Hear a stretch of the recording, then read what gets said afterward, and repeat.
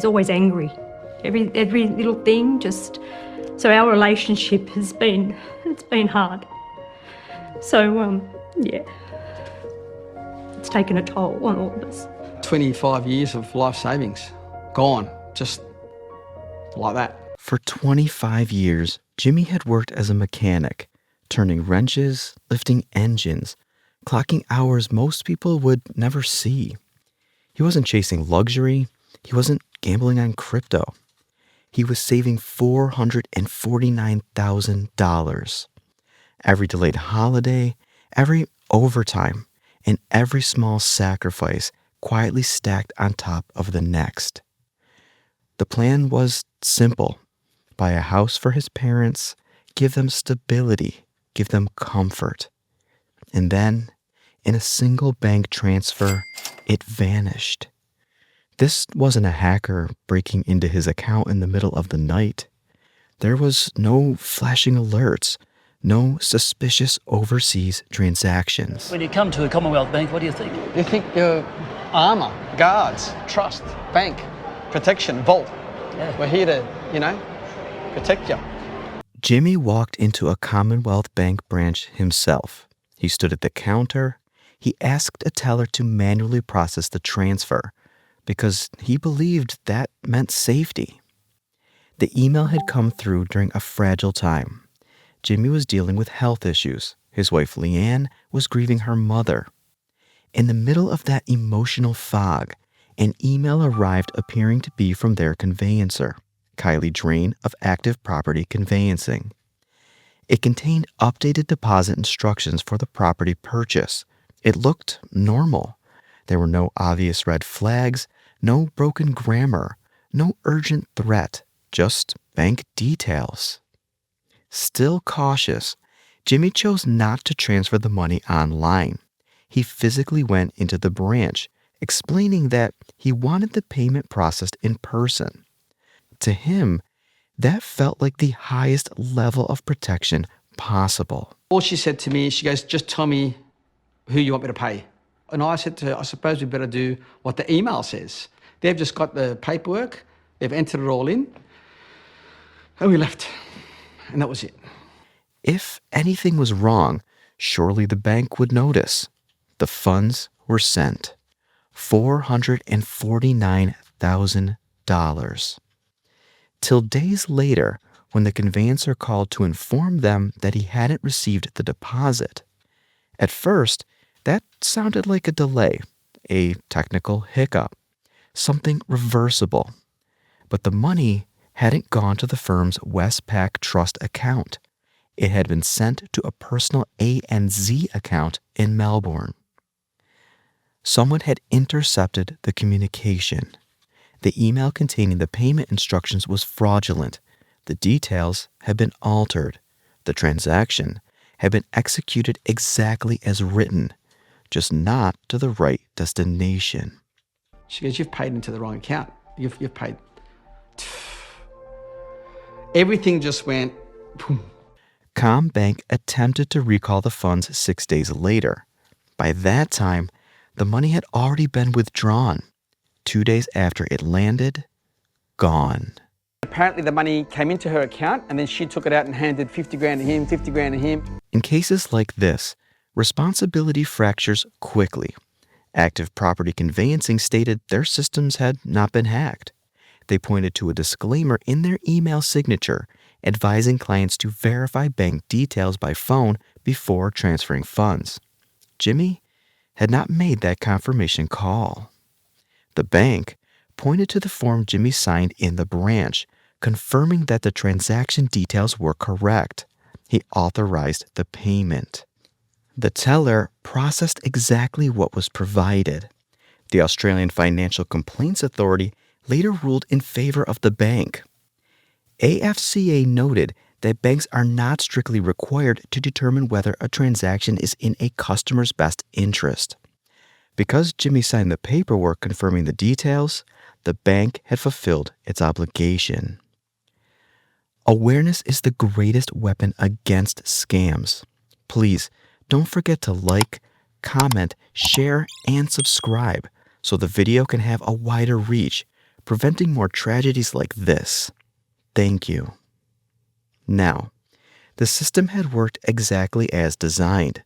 The account holder who received the funds was identified as Rebecca Greedy. She was prosecuted by Victoria's Office of Public Prosecutions. But criminal proceedings move slowly, and restitution is never guaranteed.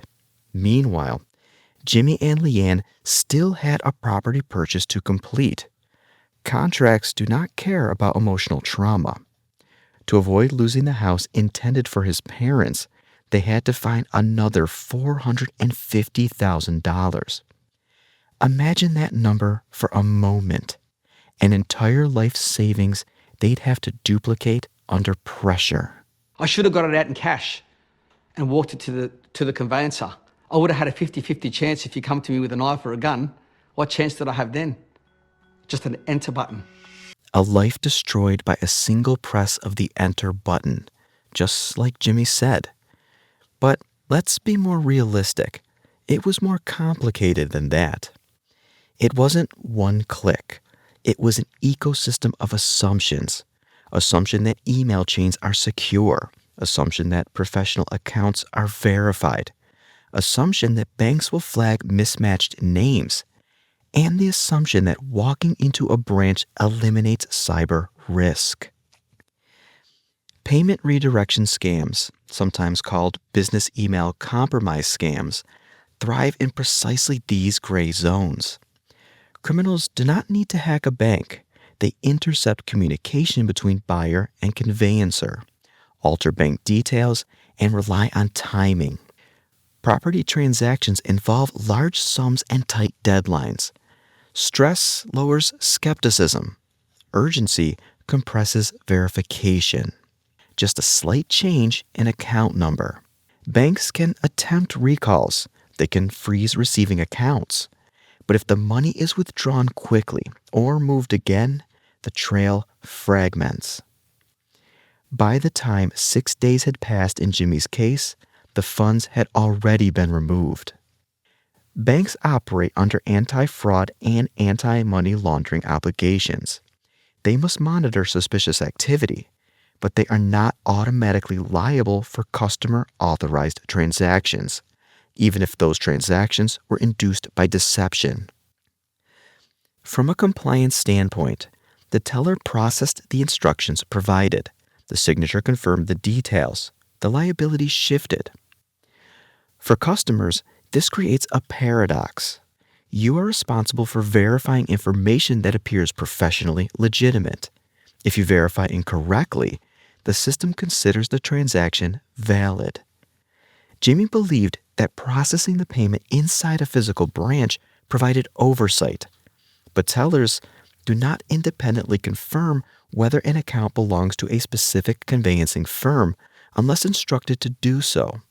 They execute transfers. In hindsight, a phone call to the conveyancer might have exposed the altered details, but hindsight is analytical. Real life is emotional.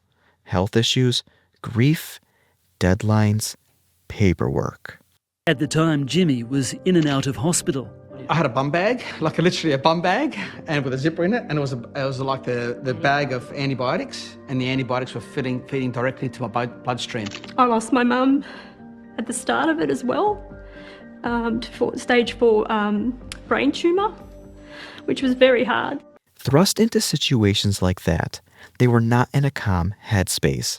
And it's obvious, scams do not target calm environments. They target moments of vulnerability.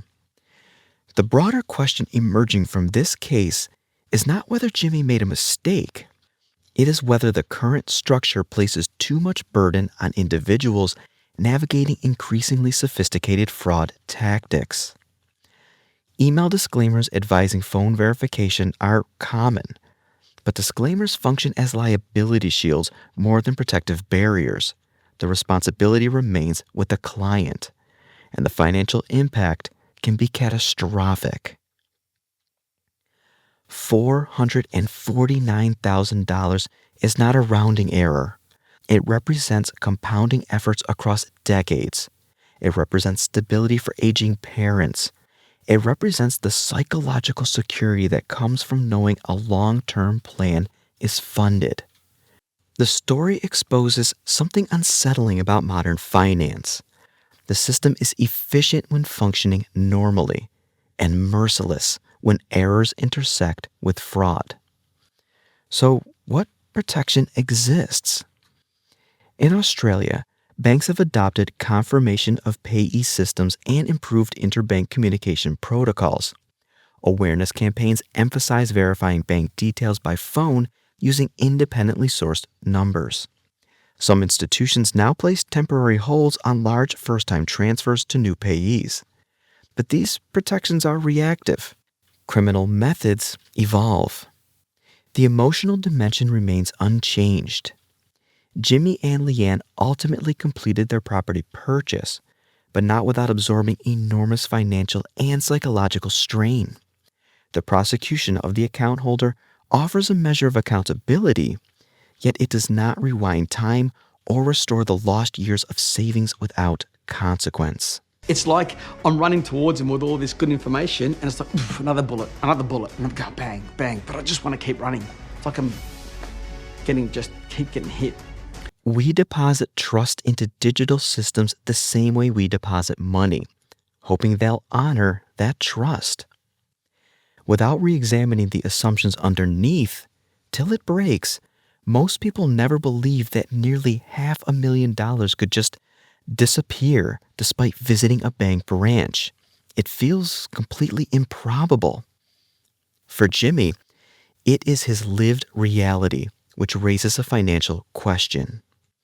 In a world where communication can be intercepted, identities can be mimicked, and transfers execute instantly, is individual vigilance enough?